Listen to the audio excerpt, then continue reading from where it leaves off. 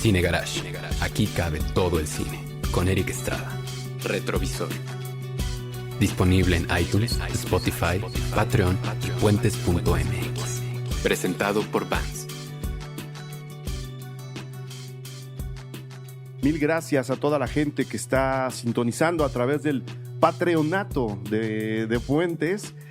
Mil gracias de verdad por ayudarnos a seguir construyendo estos contenidos. Los invitamos a inscribirse al Patreon de Puentes y de gozar de todos los beneficios que esto les va a traer, que son muchos. No me voy a extender en la presentación. Número uno, porque presumiéndoles, es el primer episodio que hago en Puentes después de un viaje largo en el que estuve hundido más o menos 15 días, 10 días en un cine. Me fui al Festival Internacional de Cine de Berlín. Ya habrá reportes, ya habrá detalles.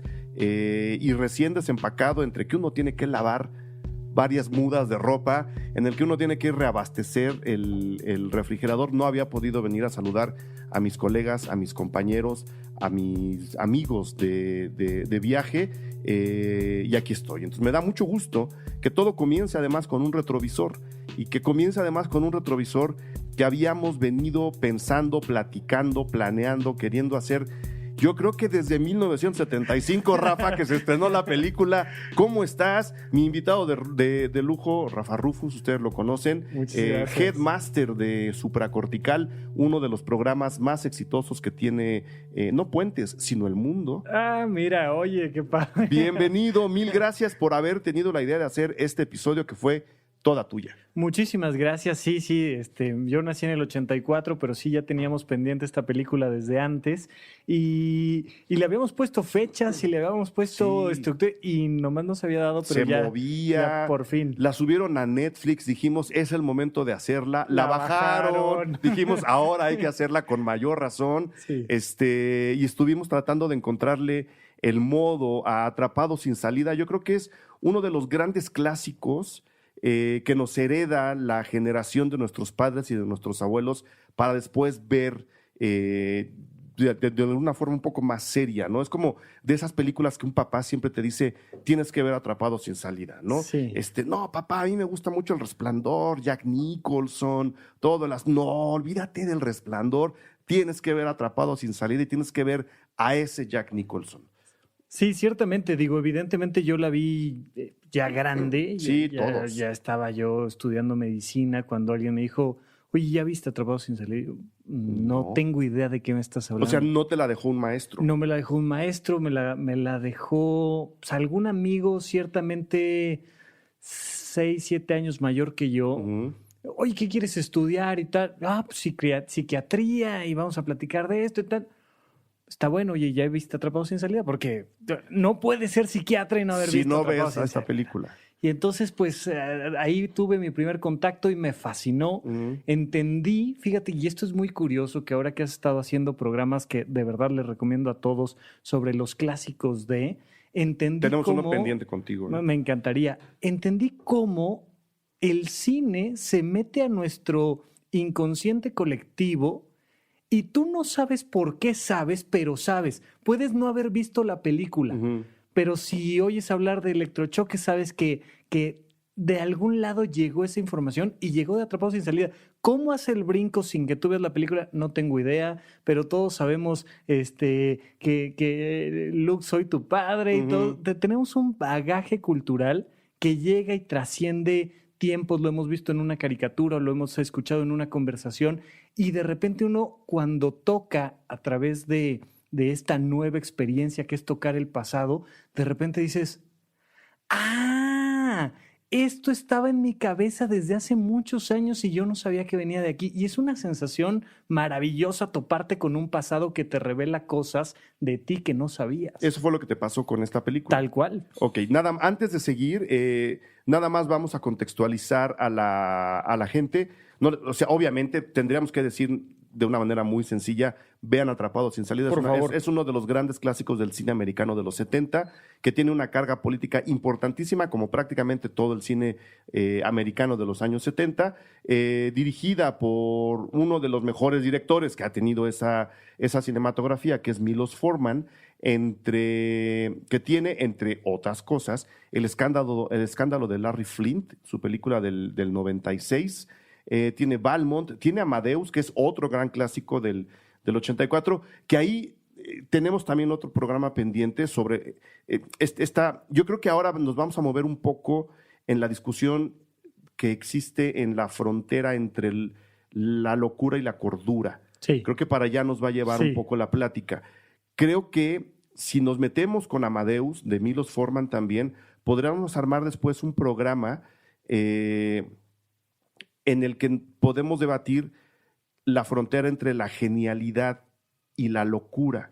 Que es una cosa interesantísima. ¿No? Apenas estaba yo reflexionando la diferencia entre alguien que es muy bueno en su chamba y alguien que es un genio.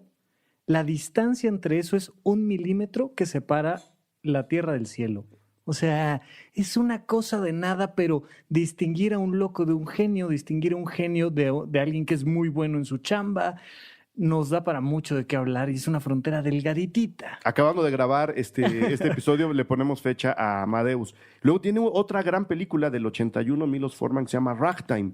Ahora que todo el mundo está emocionado con Green Book y el pianista, y que este pianista de repente entra al mundo de los supremacistas del sur y todo, vean Ragtime. Okay. Ragtime es la historia de un pianista también negro, pues que tienes roces con familias blancas de las altas sociedades de su tiempo a principios del siglo XX en Nueva York. Esa es una película, ¿no? Green Book. Y antes de eso, tiene muchas, ¿no? Pero antes de esa, tiene, yo creo que es uno de los hitos de la contracultura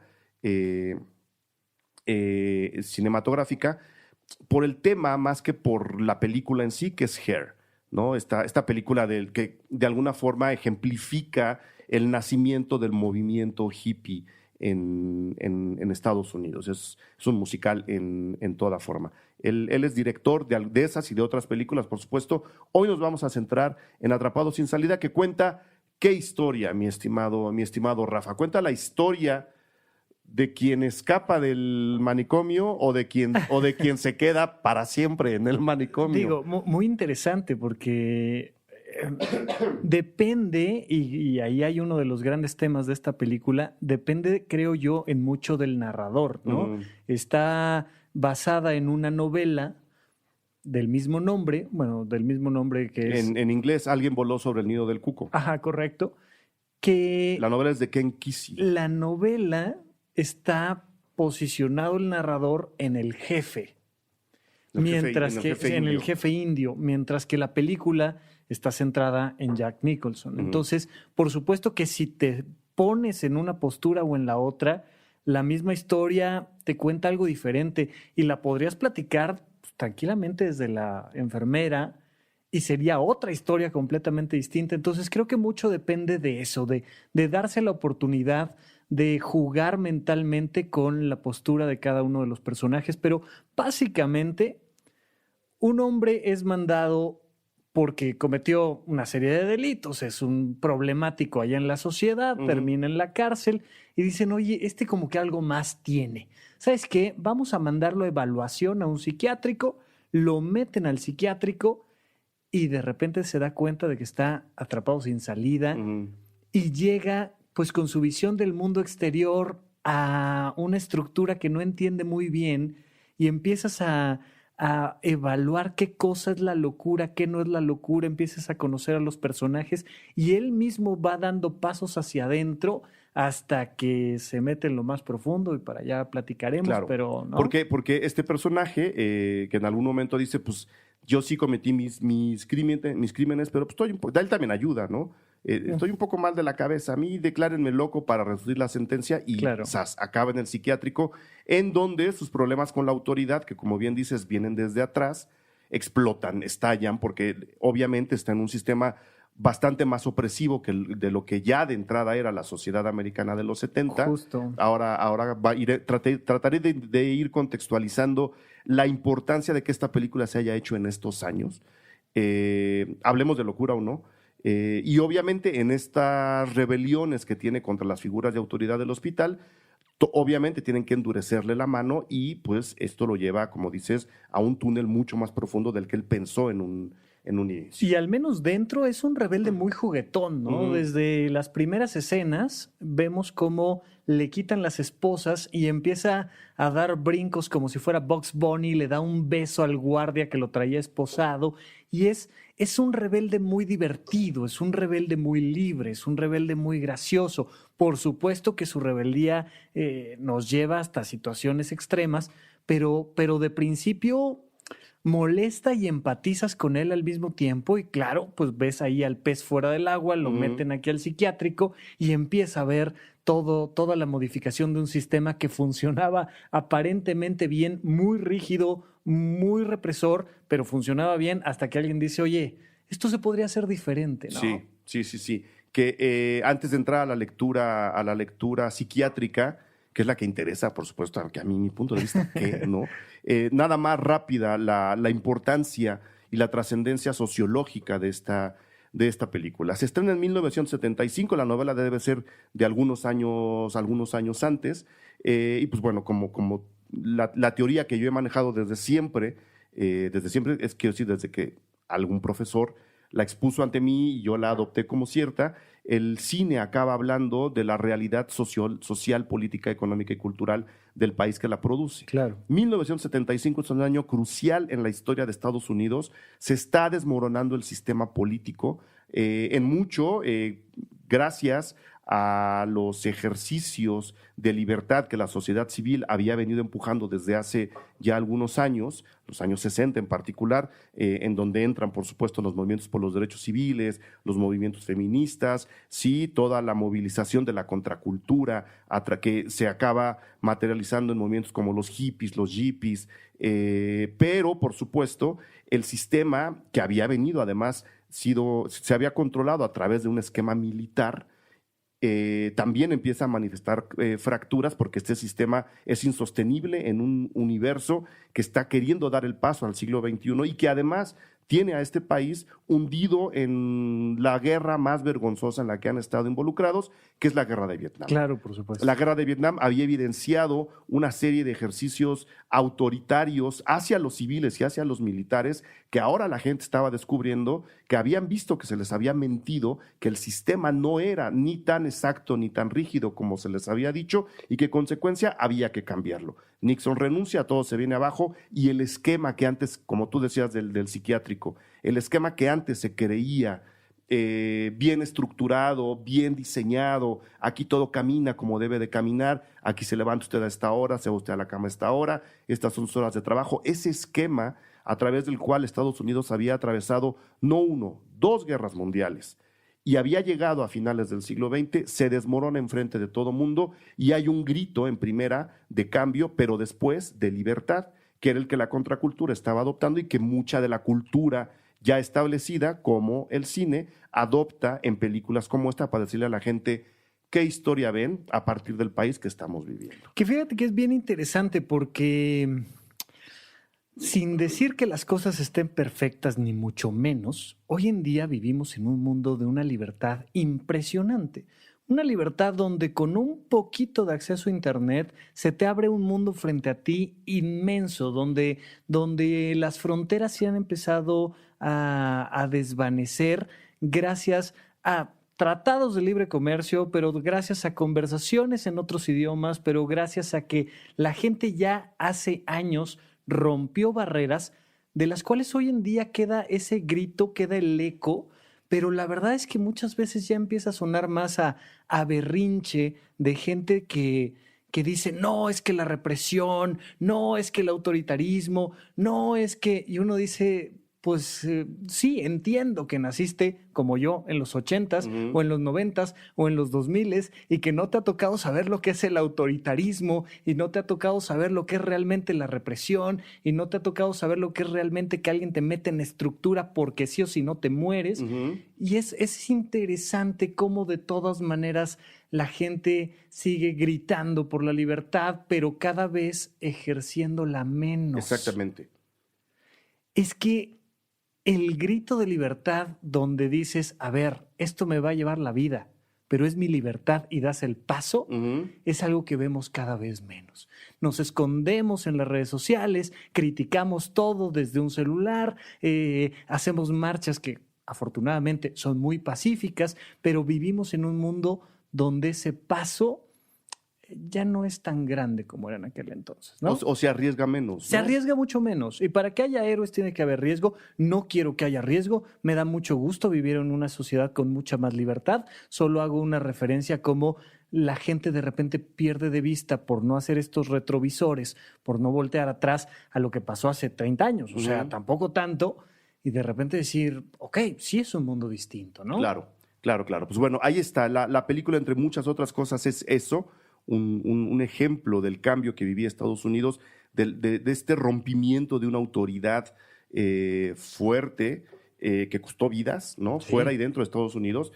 Como dices, hubo muchas manifestaciones políticas de estudiantes en Estados Unidos en donde también hubo muertos, ¿no? O sea, sí había un ejercicio de la mano dura pues bastante más concentrado de lo que uno hubiera esperado. Pero esa no es la lectura que le queremos dar a la película ahora, porque obviamente importa más la opinión de Rafa.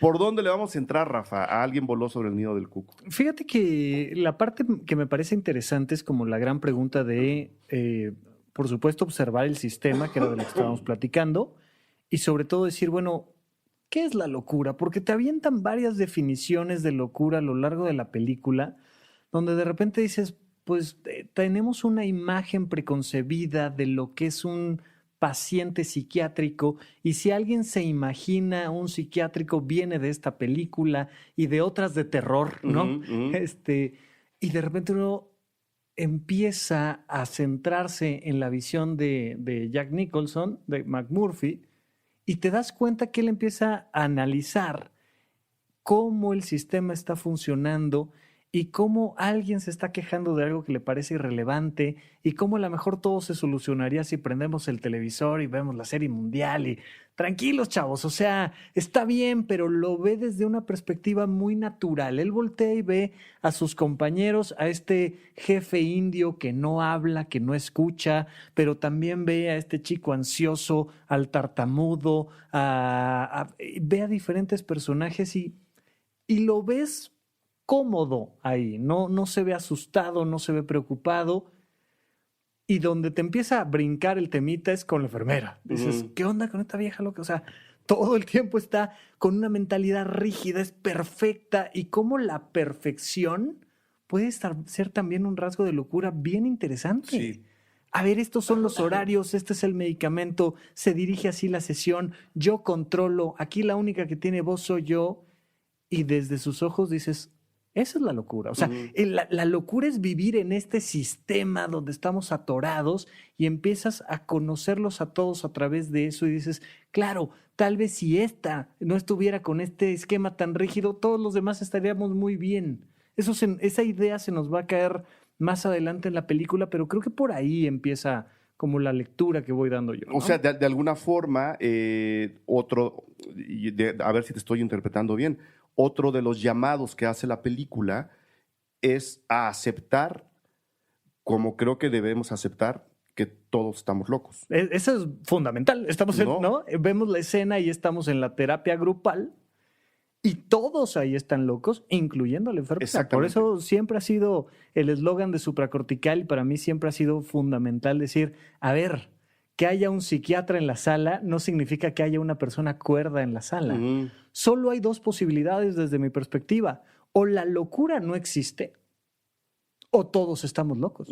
Pero ninguna cosa intermedia es sustentable. O sea, ¿cómo determinas? Pues porque trae la bata y porque ella es la que anota y toma decisiones, que ella es la que está sana. ¿O cómo determinas que alguien está loco? Pues porque tiene cierta ansiedad o porque decidió quedarse callado años. Años, no hablar, no volver a hablar, ¿no? Decidí no hablar. El punto de partida de la película es ese. Ese. Todos estamos locos. Perdón que siga hilando yo con la guerra de Vietnam, es el punto de partida, es el punto final al que llega Apocalipsis ahora, por ejemplo, de Francis Ford Coppola, criticando un tema similar. Después de ver todo lo que ocurre tanto con la guerra como con el ejército, pues la conclusión a la que llega Coppola es: todos estamos locos. Este país está lleno de locos. Este país está loco. Claro. ¿No? Entonces, todos llegamos a esa conclusión y de repente la siguiente pregunta es, bueno, ¿y qué hacemos? Claro, ¿y ahora qué hacemos, no? Porque además estamos aquí confinados en este sistema de donde no vamos a salir, ¿no? Apenas estaba checando ahí un stand-up de una chica comediante en Netflix que decía: a mí no me gusta esto de los escape rooms, estas nuevas atracciones donde tienes que ir resolviendo problemas para salir de la habitación. Dice, porque me recuerda demasiado a la vida. No sé si se han dado cuenta, pero esta vida es un escape room del cual jamás vamos a salir. No importa cuántos problemas resuelvas, que todos los días estás resolviendo problemas, ¿no? Que si te pusieron un cartel de suspendido, que si no sé qué tal. Que la estación Nativitas no funciona, cómo llegas a portales, ¿no? Y al final puedes haber resuelto todos los problemas y no vas sales. A salir, sí. Entonces, todos estamos locos y todos estamos en este manicomio. Yo le decía a muchos de mis pacientes, les decía en el psiquiátrico, porque para ser psiquiatra te tienes que formar en un psiquiátrico 4 años. Y les decía, mira, a ti te quedan 2 semanas más aquí, a mí me quedan 3 años más aquí. O sea, tú dime quién está mejor y quién está peor, pero si estamos confinados aquí, la siguiente pregunta es, bueno, ¿y ahora qué hacemos? ¿Y ahora qué hacemos? Porque entonces eso nos saca al personaje McMurphy, que es Jack Nicholson, del típico dilema de película de psiquiátrico. Nadie le cree que no está loco. Él es el único que sabe que no está loco. Es como el típico drama en el que nos meten ahora las películas. Claro. ¿No? Atrapado sin salida dice, no, de entrada te voy a poner un marco de personajes en el que tú vas a saber que todos están locos. La historia que te voy a contar no es esa. Ajá. Te voy a contar otra cosa. Y vamos a otra cosa, totalmente, porque si no, se vuelve una discusión muy sencilla donde, híjole, qué malo es el sistema que no se da cuenta de que tú nada más eres un creativo o eres una persona libre y que te querías expresar diferente. No, espérame, este chavo no funciona. Tan no funciona que de la cárcel lo mandaron para acá. Claro. ¿Qué onda? O sea, y lo analizan los médicos y dicen, bueno, pues, así que digas tú que tienes esquizofrenia o trastorno bipolar, ¿no? Pero no está bien. Pero no está bien. Y hay una escena muy interesante donde están, después de hacer unas semanas de evaluación, están platicando los médicos, la enfermera que lo conoce, y la enfermera, que es precisamente el brazo duro ahí, muestra una parte muy empática que dice, ok, si nosotros decimos que no está loco y lo regresamos a la prisión, o decimos que está tan loco que lo mandamos con los crónicos que ya no tienen solución, es estarnos aventando el muertito entre nosotros. Los crónicos. Sí.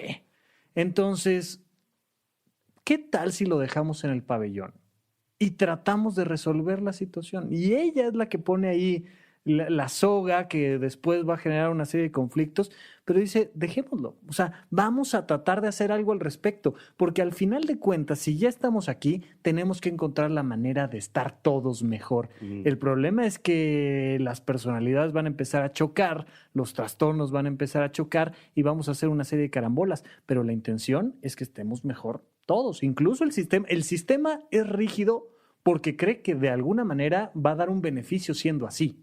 O sea, esa es la labor de un psiquiátrico, no curar a la gente. De nuevo entramos al debate, ¿no? Curar o no curar, qué es lo normal, qué es lo no normal, quién está loco, quién no está loco. No sé si devolverle la razón a alguien, número 1, tenga beneficios, o número 2, sea posible, pero, y perdón mi ignorancia, pero esa es la finalidad entonces de un psiquiátrico, no quitarle la locura o la enfermedad o el padecimiento al paciente, sino simplemente lograr que dentro de ese sistema en donde cada quien tiene padecimientos distintos, no se meta con su cada cual. O sea, que todo el mundo esté tranquilo. Fíjate que es bien interesante, un poco sería como la congeladora en el hockey, ¿no?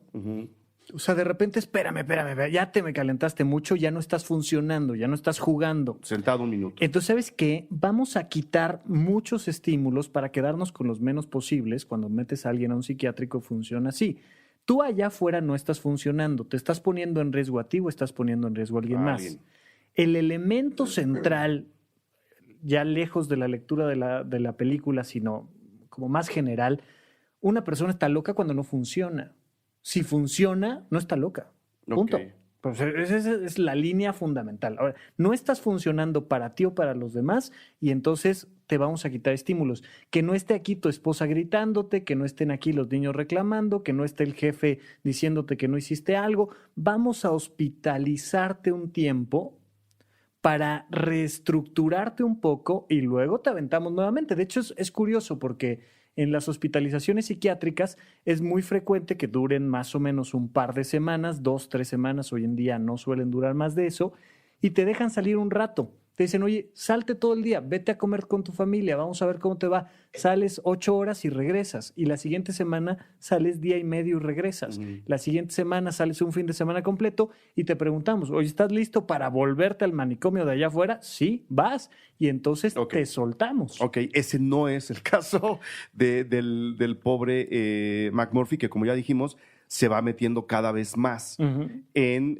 el aparato en donde lo acaban de encerrar. Sí. ¿No? Y eso lo lleva a experimentar una serie de tratamientos que, como decías, prácticamente hasta ese año muy poca gente conocía y que acabaron siendo completamente escandalosos para muchos y controversiales. Fíjate que la película da un giro muy interesante, cambia de actitud del mismo McMurphy, cuando de repente él le dice a un enfermero, ¿sabes qué? En 60 días me largo de aquí, porque a mí me dijeron que yo venía a una evaluación que iba a durar máximo 60 días. Y aquí sigo. Y de repente el enfermero le dice, no, Cantón, a ver, fíjate, esto es muy diferente. Tú aquí estás hasta que nosotros digamos, y particularmente hasta que la enfermera dice, de repente le cae frío, está en la terapia grupal, voltea a ver y dice, ¿por qué a mí nadie me dijo que si estos no dicen que yo estoy bien, no me dejan salir? Y aquí estoy haciéndoles la vida imposible. Claro. O sea, le cae el momento de lucidez que dice, ¿qué estoy haciendo? Y entonces empieza a darse cuenta, porque la enfermera se lo comenta, que solo él y un par más están ahí confinados, que todos los demás pueden salir en el momento en el que quieran. Y en ese momento, desde los zapatos de McMurphy, dices, a ver, esta gente que está aquí al lado de mí se puede ir y no se va. Y entonces dice, wow, eso sí es una locura. Sí, o sea, ahora sí ya no entendí por qué una persona tenga la enfermedad que tenga, quiere estar aquí y no en otro lado. ¿Por qué no se van a un bar a ver la serie mundial? ¿Qué pasa? Y entonces te viene otra definición de locura. Es, ok, estás en un psiquiátrico, te metiste tú solo al psiquiátrico, algo no está bien contigo y no te quieres salir de ahí. Pues de alguna manera estás en el lugar correcto y es una definición diferente de locura. Tenemos esta locura de la perfección del sistema, tenemos esta locura de la rebeldía que no cuadra en la perfección del sistema y tenemos esta locura del que dice, no, yo mejor me quedo aquí y que mejor el sistema diga lo que tengo que hacer, que muchas personas necesitan una dictadura. Sí, que les digan. Que les diga, mira, aquí tú te paras a esta hora, trabajas de esta manera, haces esto, y les da paz y le baja la ansiedad. Y entonces los rebeldes dicen, no, es que eso sí es locura. Entiendo perfectamente si alucinas, entiendo perfectamente si consumes drogas, entiendo perfectamente si estás deprimido, pero que quieras estar haciéndole caso al sistema, eso no lo entiendo. Y ahí es cuando ya la pinza se cierra y empezamos a tener ese conflicto en tres partes donde uno no entiende al otro, ¿no? Ok. Los tratamientos. Sí. ¿No? Que es, yo creo que parte por un lado, de la crítica que la propia película lanza a los sistemas autoritarios, pero que por el otro lado, desde el lado de la psiquiatría, tenían razón de existir o de seguir existiendo. No sé si... Claro, ahorita lo vamos a platicar, pues, pero empezamos con el más básico y sencillo de ellos, que es la terapia de grupo, ¿no? Es el primer gran tratamiento. uh-huh. Que es como ir a la universidad, ¿no? Viéndolo desde afuera. Claro. ¿No? Te vamos a reunir con gente distinta a ti, pero que de alguna forma tienen un mismo objetivo. Claro, y ves cómo la enfermera es la que dirige y dictamina quién habla, quién deja de hablar, y de repente si alguien quiere opinar algo diferente, inmediatamente lo regresa a la estructura, y es de, a ver, señor, lo primero que vamos a hacer para tratarte es adoctrinarte. Usted tiene que aprender nuevamente a pararse, a sentarse, a hablar decentemente, a que no se le muevan las emociones demasiado. A ver, tranquilito. Y se me sienta y se me calla y usted habla cuando yo le diga. Y ese es el primer gran tratamiento y es la primera crítica que hace la película. Uh-huh. O sea, estamos en una mesa redonda para expresarnos y no me dejas expresarme. ¿Qué onda? Y ahí tienes ese primer tratamiento que no funciona. En su contraparte, insisto, si estuviéramos viendo la película desde la perspectiva de la enfermera, dices, bueno, lo primero que vamos a hacer antes de darles medicamento es que se expresen, que hablen, que aprendan a manejar sus emociones. Y es exactamente la misma moneda dependiendo de quién la veas. El siguiente tratamiento al que te enfrentas son las pastillas. Y entonces les dicen, hora de sus medicamentos, ¿no? Les dicen ahí por el micrófono y llegan y se forman y les dan su pastilla. Y McMurphy, Jack Nicholson, dice, oye, ¿y qué me estás dando? ¿Para qué es? Señor, es medicina, tómeselo, le va a hacer bien. Sí, pero... ¿Qué es? Me estás metiendo una sustancia. ¿Qué carajos me estás dando? Le va a hacer bien, se la toma. Aplica para medios de comunicación, aplica para discursos políticos, aplica evidentemente para sustancias. Algo de lo que se ha peleado mucho en la ética de la medicina hoy en día es explicarle al paciente qué le estás dando, para qué es, qué efectos tiene. Lo cual es muy paradójico, fíjate, porque para que una persona realmente entienda qué es lo que se está tomando, tendrá que ser médico. Uh-huh. O sea, sí, yo te voy a decir, mira, te voy a hacer una cirugía, te voy a abrir 5 centímetros el abdomen, voy a sacar tu apéndice, la voy a cerrar. ¿Estás de acuerdo? Si no, te mueres. Y de repente cuando uno está en una crisis, cuando uno está enfermo, uno dice, pues mira, no me queda de otra más que confiar en ti, porque por mucho que me trates de explicar, no tengo ni siquiera tiempo para preguntarle a alguien más, no voy a salirme a otro psiquiátrico a ver si están de acuerdo en el otro lado. O sea, y entonces te enfrentas de todas maneras, paradójicamente, a decir, alguien superior a mí me dice lo que es bueno para mí. Entonces, si para ti es bueno la austeridad, pues te tienes que tomar la austeridad con un poquito de agua y se acabó. Si para ti lo que es bueno es la droga, el rock and roll, alguna autoridad del sistema o de fuera de él te va a decir, cómetelo, esto es bueno. O sea... Y vamos a ciegas hacia ese tratamiento necesariamente. Y entonces McMurphy dice, bueno, ya estamos aquí, estamos atrapados sin salida, pues le entramos al chocho. O sea, ¿qué más hacemos? Y entonces este es un segundo nivel de tratamiento al que se enfrenta con cierta naturalidad, ¿no? Ok. Y eso nos lleva a uno. Obviamente, en el esquema de la película, esto no resuelve los problemas ni de rebeldía ni de comportamiento del señor McMurphy. Ellos están tomando terapia de grupo, están tomando medicamentos y desde la perspectiva nuestra de McMurphy, pues no parece que mejoren. No ves a nadie diciendo, yo la verdad es que... Qué bien me siento. Gracias. Amanecí hoy mejor que nunca. Claro, ¿no? y muchas gracias, me voy. No, tú lo que ves desde sus zapatos es que el mundo sigue igual, el mundo no está funcionando. Y por tanto te hace cuestionarte esto. Ahora, de repente, esta búsqueda de libertad nos lleva a conflictos físicos, donde ya McMurphy se enfrenta a golpes con un enfermero, y entonces los que se ven implicados en ese disturbio requieren de un tratamiento poco más intenso. Más enérgico. Claro. Y ahí es donde uno empieza ya a sentir frío. Porque bueno, si no te dejan hablar en la terapia de grupo no pasa nada. No te dicen que te estás tomando.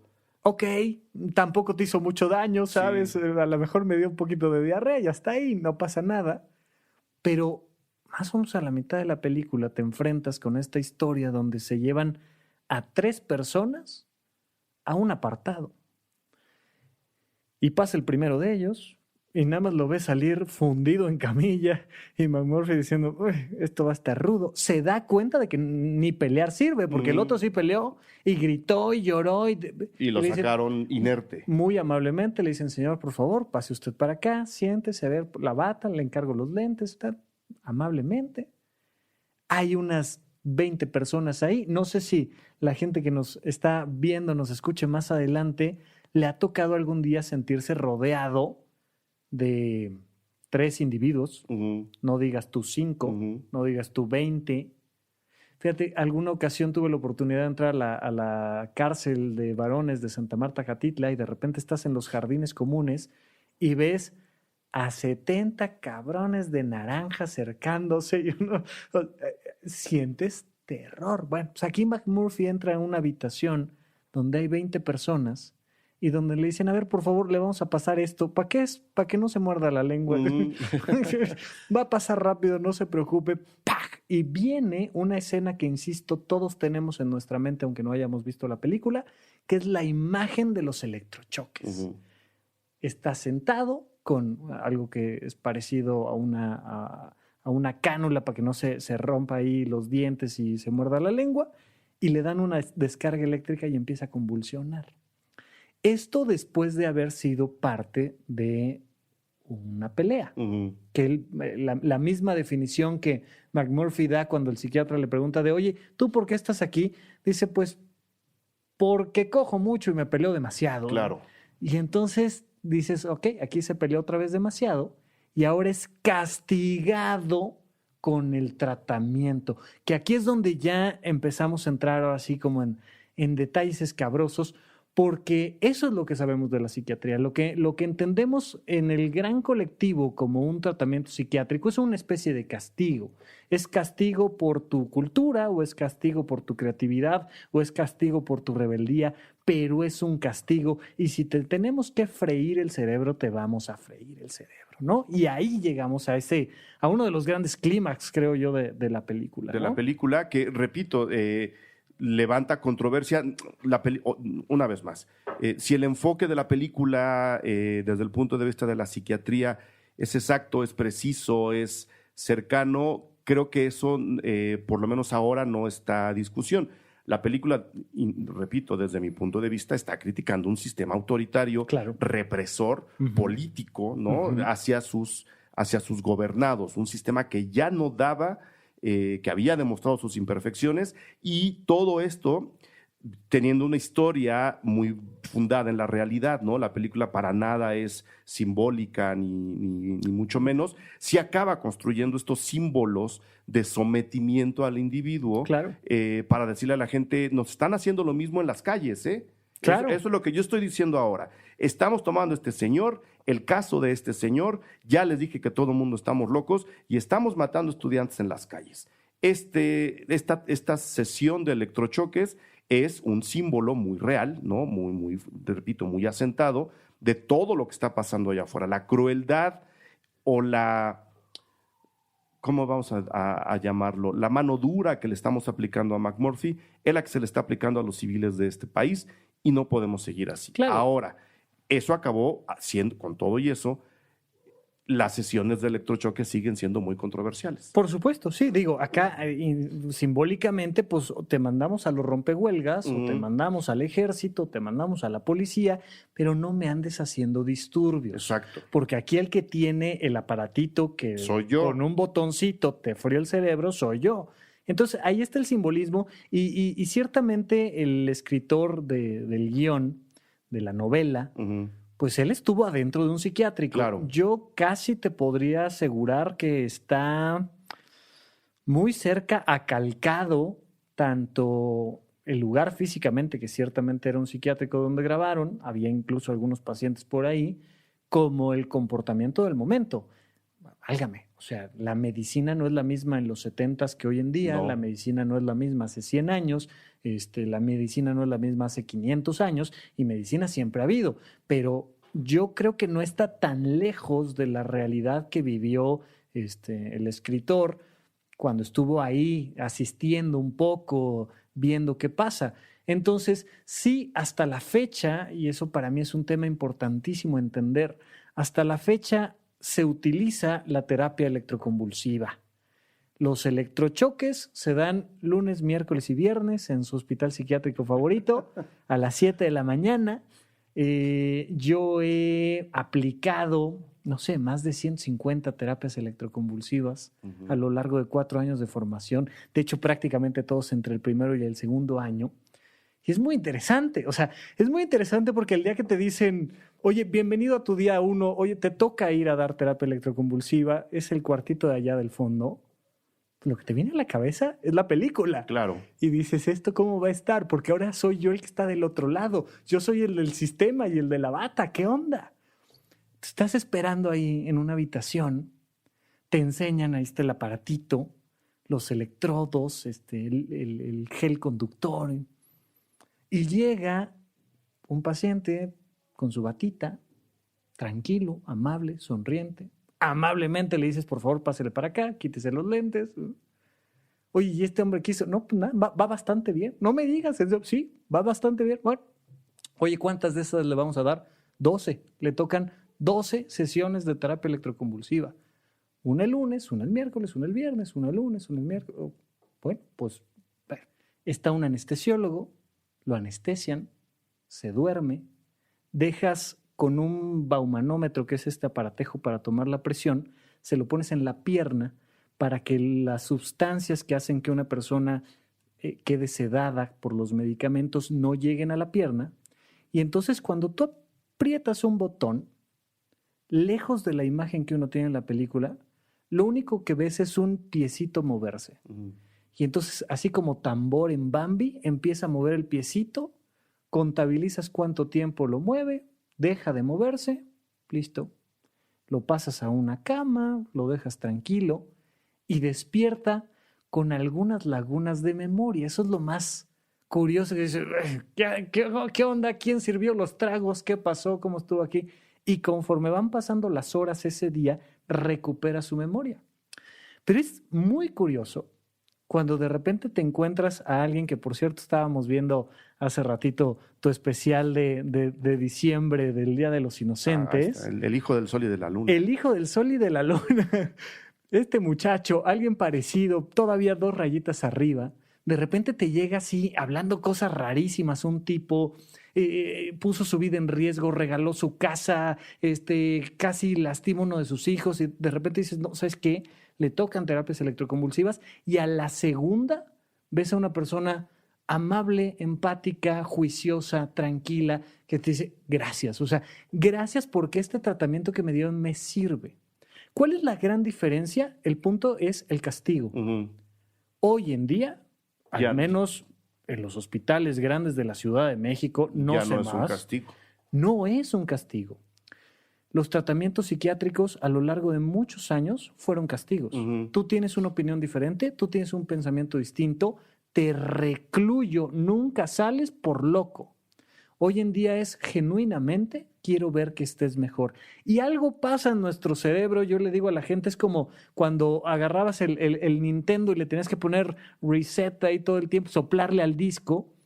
Algo pasa que cuando le das una descarga eléctrica, se resetea un poco la bioquímica cerebral y de estar profundamente deprimido, o de estar profundamente psicótico, o de estar profundamente fuera de la realidad, de repente regresas a estar bien. Esto es algo muy curioso. Evidentemente hoy en día hay muchas investigaciones tratando de que no sea a través de una crisis convulsiva, sino, por ejemplo, sea con un casco electromagnético que te lanza pulsos de magnetismo sin que sientas, sin que duela, sin que te anestesien a ciertas áreas del cerebro, pero funciona. Claro que aquí en la película todavía vemos algo más. Viene una situación donde McMurphy logra explotar la libertad más absoluta adentro del sistema. Y la libertad más absoluta dentro del sistema no puede entenderse más que como una agresión que no tiene perdón. Al sistema. Al sistema. Claro. Hubo ahí una fiestecita, trajimos unas chavas, unas chelas, No pasó nada. O sea, realmente si te das cuenta, no pasó nada. La tragedia empieza a suceder cuando el sistema se da cuenta de lo que pasó. De que fue desobedecido. ¿Cómo que fue desobedecido el sistema? ¿Cómo que fueron burlados nuestros candados, nuestras cámaras, nuestro sistema de seguridad? Y entonces el choque entre la libertad y el sistema genera una tragedia al interior y genera entonces un castigo extremo, que justamente quien generó la tragedia fue el sistema. Esta parte sí no la quiero platicar, vean la película, pero es una palabra, es una frase del sistema la que desencadena la más alta tragedia. De la historia, sí. De la historia en la película. De esta historia. De esta historia, sí, ¿no? Y entonces el sistema que ya generó la tragedia dice, vas por el máximo castigo. Y el máximo castigo, ese sí no se preocupen, ya no se usa, es la lobotomía. Y entonces llevan a McMurphy a una situación donde le lesionan los lóbulos frontales, lo dejan vivo, pero ya no hay un ser humano ahí. Ahí, exacto. Y esto genera un cambio en el personaje del que prácticamente no hemos hablado el día de hoy, porque él prácticamente no habla y porque es solo un observador y porque él, igual que nosotros, solo está viendo sin poder hacer nada, donde dice, claro, ya entendí qué necesitaba yo, le da la vuelta al personaje, termina el personaje de una manera maravillosa, pero es hasta este último castigo donde realmente se termina de romper el sistema y donde el único individuo, decide volar sobre el nido del cuco. Dice, este es mi camino y me voy a salir de aquí, ¿no? Claro, sin hablar, repetimos, ni de locura ni de cordura. Simplemente él encuentra su salida, ¿no? Fíjate, él resuelve algo que estaba roto dentro de él. Sí. Nos cuenta la historia, nos dice de dónde viene, cuándo se rompió y dice, es que yo no me puedo ir de aquí porque estoy roto. Me pasó esto. Y cuando termina la historia dice, estoy listo, ya no estoy roto, ya me puedo ir. Esa es la gran definición de la cordura. Cuando a pesar de la locura que tengas, cuando a pesar de tus características las que sean, tú dices, por dentro, yo ya estoy. Gracias, con permiso, buenas noches. Ahí nos vemos. Ahí nos vemos. Y se va de la manera más amable, se va por la puerta grande, literalmente, y de una manera magistral. Y él es el único que dice, yo resolví lo que tenía que resolver. Está maravilloso. Claro, es una gran película justo por eso, ¿no? Por un lado, te demuestra el crecimiento de un personaje o la transformación de un personaje al cual hemos tenido misteriosamente orillado, ¿no? Está solo en los momentos clave.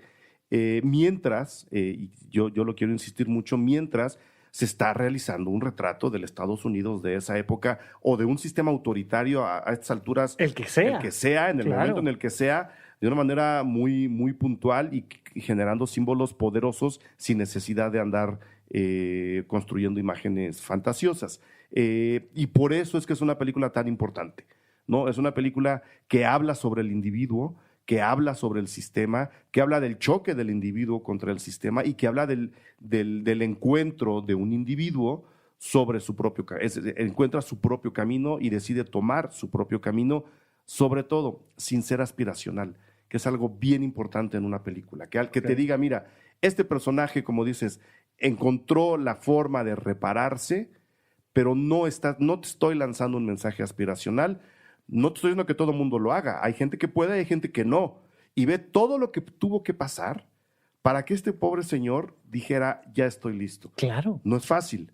Y eso me hace admirar mucho tanto la dirección del señor Foreman, que repito, es uno de mis directores favoritos, como el trabajo de guión, que además luego también se convirtió, no sé si antes o después, en obra de teatro. El guión es de Lawrence Hoven y de Bob Goldman, basados, como ya habíamos dicho, en la novela de Ken Kesey. Entonces, esa sería nada más mi reflexión final. No sé si quieras agregar tú algo más sobre la película. No, realmente creo que para mí el mensaje que yo quisiera compartirles para que cuando hagan este retrovisor y vuelvan a ver la película es: dejemos de pelearnos entre el sistema y los liberales, porque todos somos el sistema, todos somos parte del sistema y todos somos parte de los liberales, todos somos aquí la fuerza rebelde que va contra el sistema, todos, eso vive adentro de nosotros. Entonces la gente pierde muchísima energía tratando de ganarle al contrario cuando este título que tiene la película en su idioma original viene de un pequeño poema, canción de cuna, donde te dice, un pájaro voló hacia el este, el otro voló hacia el oeste y otro se fue por su camino, voló sobre el nido del cuco. Entonces, dejemos de estar los de izquierda contra los de derecha y los de derecha contra los de izquierda, porque según nosotros somos los que tenemos la razón, Siempre. Independientemente de dónde estemos parados. Sí.